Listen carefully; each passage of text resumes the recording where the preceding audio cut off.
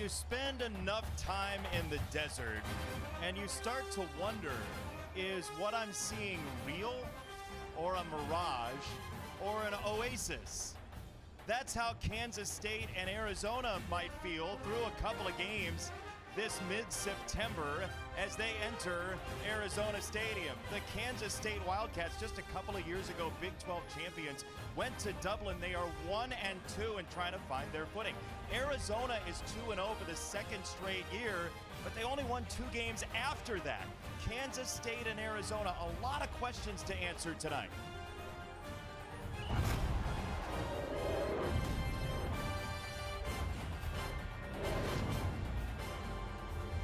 So welcome in to Arizona Stadium. Jason Benetti, Robert Griffin III, Alexa Landestoy is downstairs.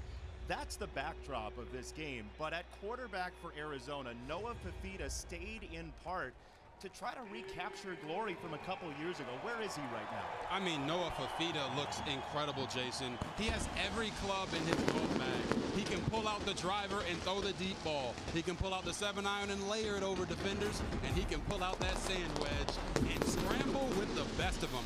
I've really enjoyed watching him on tape. If he was 6'2", 6'3", there'd be a lot of people talking about him being a top pick in the draft. The ball literally jumps off his hand, and he looks like he's back to his 2023 self. Meantime, Kansas State facing Fifita. They blitz a lot. We'll see how they handle him. But this Kansas State offense really wasn't on the field last week. Army just ate the clock all game long. So we didn't get to see Avery Johnson a whole lot. Where is he? Yes, I mean, for Avery Johnson, I had to go back a couple years to watch some of his clips, because what you see this year is his development as a passer from the pocket. He's 3rd in the FBS right now in passing yards. You look at that hair, that man looks like he should be on a Head & Shoulders commercial. But what I'm missing right now from Avery Johnson is his legs. They need his running ability to show up for this offense, to not just stay on the field, but to get back to that K-State offense we're used to seeing, where they have the lightning and the thunder. He might have to be both tonight. He ran for 110 in this meeting last year. Don't say lightning, by the way. They had a 2-hour weather delay. That's true. That's last week. Kansas State and Arizona, 2 Big 12 teams, non-conference game. We'll tell you why later on, but a big moment in both of their seasons on a Friday night.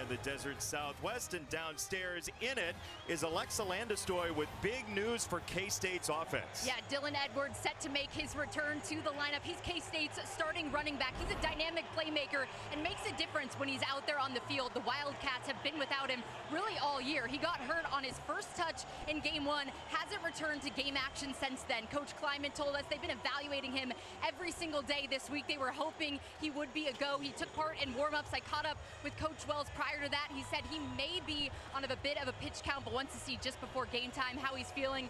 I can tell you from my observations, he looked just fine, running, cutting, dancing with his teammates, having fun out there. And guys, for our movie buffs out there, Coach Wells used the analogy, it's like Days of Thunder. When the driver went straight through the smoke, that's what their running back can do when he's at full speed.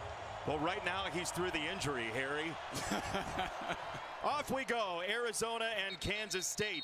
In non-conference play, the game was scheduled way back in 2016, so it's a non-conference game, but they are Big 12 opponents. And Noah Fifita, the quarterback for Arizona, a young man who was so dynamic 2 years ago, trying to get back there, and he stayed in part because of his relationship with the head coach Brennan and the offensive coordinator Dagey. Yes, Seth Dagey said he sees a lot of himself in Noah Fifita. Undersized, they want to be the best, they work hard, and they don't do it for the individual glory. They just want to see their teammates be successful.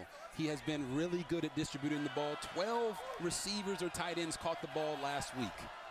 He is empty here on first down. They sent Mahdi, the running back, out wide as part of that 5-wide receiver, and Fifita will be decisive. He will run. He calls his own number into a slide across the 40-yard line. They'll put it all the way back at the 40, and we'll give you the starting lineup for the Arizona Wildcats. Some movement on the offensive line. They might play up to 7 guys on the offensive line, including Tapa Atotai on the right side, who came back from injury last week. This is a throw and a catch for Nunu Watley. He is Javen Watley, given name. He's been Nunu as a nickname for a long while in his life, and he can take the top off the defense. Oh, yes, he can. You look at his yards per catch. He has over 200 yards receiving, and they love getting him ISO'd on safeties and nickelbacks.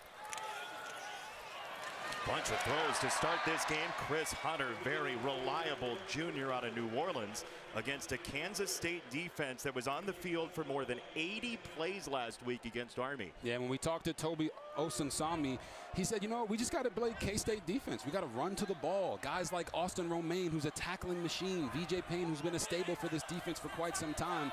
You're seeing them have to deal with this tempo, getting to the line, running plays quickly. Communication isn't at an all-time high for them. For an Arizona team that only averages 66 plays per game, here is Mahdi weaving his way through that run defense across the 40 into VJ Payne. Arizona feels like through the spread, they can do some damage today. Yeah, they know that K-State's was on the field for a long time. This defense was having to deal with all the misdirection, so they want to keep that pressure on them today. It's another throw. Fifita has the tight end, Sam Olsen. And one note here, Kansas State has not seen heat like this in Manhattan all year long, so that later in the game could be a factor. Yes, it could. I mean, listen, right now my chest is sweating. My shirt looks real bad because that's how hot it is, and it's probably 20 to 30 degrees hotter down on the field, Jason. I thought you did like a triple pike before we came on into like a pool or something. I do like to do the pool stuff. That's nice. Yeah, right before the game. First down for Arizona at the K-State 25, and a blitz shown. Now Fifita will get to survey again, and it is a run for him. Quarterback power for 3 yards or so. Hey, when you see that defensive player come up to the line, what's your process for a quarterback? Yeah, well, first of all, I'm telling my center, hey, man, next time snap the ball so we can get a free play, throw it down the field, maybe catch a touchdown. The penalty's not going to, any interceptions don't matter. But as a quarterback, it allows you to diagnose the defense, understand what coverage they're in, who's blitzing, who's not. And Noah Fifita used it beautifully there. We saw Des Purnell up at the line, the veteran linebacker for Kansas State. You hear Fifita say, listen. Talking to Mahdi now. Couple of claps. He does finally get the ball. Fifita throwing wide side. It is incomplete. Quay Moss on the coverage of the New Mexico transfer Luke Wysong. It was there. Yes, it was. We talked to offensive coordinator Seth Dagey this week. off number 59. Ooh, 10-yard another penalty. Second down. That is the 13th false start or holding penalty against Arizona in this their third game, Robert. Yeah, this offensive line has to play better. We've talked about this all week in our production meetings where, yeah, they blew the last two teams out that they played, but right here you're going to see Totai, fresh off of a knee injury from last year, and that's a typical throwdown of the defensive linemen that we've seen the refs be calling consistently. They don't want to see them throwing those D linemen down and then landing on top of them. Fafita. And on the way through, that was batted. It was Alcorn Crowder who got a hand in there, and let's see what they say. The arm was moving forward. They're going to say the ball was on the ground, and it'll be third down. Yeah, you're going to see right here, is that hand going forward when he makes this throw? That is close, Jason. They're going to call it an incomplete pass. The clock was moving. I thought for sure they were going to say that was incomplete. Wysong covered it up, but the clock did move. It's a good eye by you right there to catch that. Yeah, they're going to stop play here.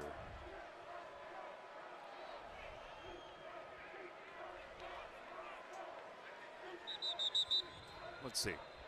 The previous play is up for further review. Rolling on the field was an incomplete pass. I think that was a clear recovery by Wysong, but we'll hear what Mike Pereira has to say. Mike, what do you see on this play?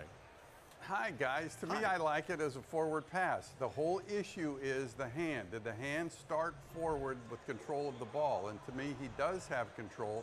And then the hand just barely goes forward. But watch it here. Moving forward, then it comes out. To me, I think the call on the field was good, and to me, in replay, it should stay as an incomplete pass. So it's about what the hand was doing, the arm was doing before the contact, yeah? Forget the arm. It's got to be the hand, because sometimes the elbow is moving forward before the hand, and so that's why in the book they changed it at one point from the arm to the hand. So that's the only thing you focus on with control. Thank you, Mike. Appreciate it. We will see what they have to say. Any further questions for Mike while we have him? No, Mike, just with it being ruled an incompletion, don't they also have to go back and see what time was on the clock to make sure that the time is correct? It actually should be. The clock should read when the ball strikes the ground. Now, you don't make the timing adjustment, though, in college to make that correction except in the last 2 minutes of the second quarter and the fourth quarter. So there's really no correction here. Thank you, Mike. All those precious seconds mean something. That was JB. a change a couple of years ago as they tried to tighten up the game time. The ruling on the field is upheld. It's an incomplete pass. Third down. Okay, so we've just lost 15 seconds or so together, but we'll get over it. It is third down coming up, and Kansas State's defense, though Arizona was cooking here, now has a third and long, and the defensive coordinator, Joe Klanderman, does like to blitz. Oh, yeah. What does he bring here on third down, do you think? 3rd and 17. I believe Joe Klanderman is going to bring what he calls a simulated blitz. So they're going to bring pressure from somewhere, drop it from somewhere else. Don't want the quarterback to be able to identify who is coming. I learned a lot about this when I played for the Baltimore Ravens. Spivey in motion. It's a throw on the screen. He's got it to Nunu Watley, who doubles back. Watley chased by Purnell, and he'll get strung out at the 29-yard line. That is Zayshawn Rich, who ushers him out of bounds, and a nice stop for Kansas State on a drive that looked very promising.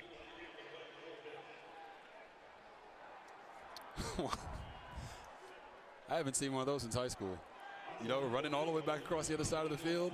A lot of steps. A lot of steps, and he did break some ankles there. Just didn't get the first. Michael Salgado Medina, who is their punter and field goal kicker, will boot it from 47. He has hit from 52 this year, and that is well wide.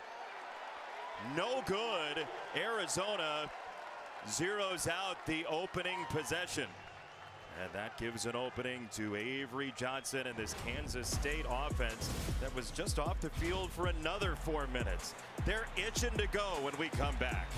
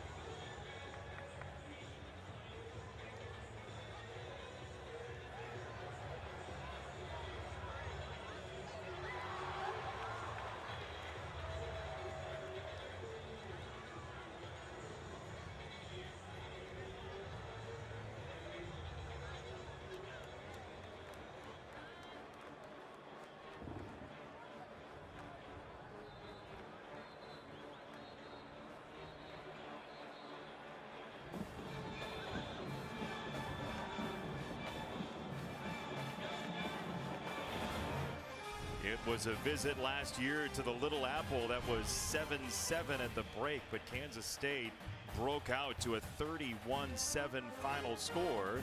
And you wonder how much will Avery Johnson run the ball in this game as Kansas State visits Tucson for the first time since they won their first ever bowl game back in 1993. You remember the Copper Bowl back in the day. Kansas State's first bowl win. It's hard to think about that. Their first bowl win was in 1993. Bill Snyder built this thing in the last 30 plus years, and now a very proud program tries to recalibrate as he drops it off. Johnson does, and Oakley is absolutely swarmed. Max Harris, the transfer, hits him after two.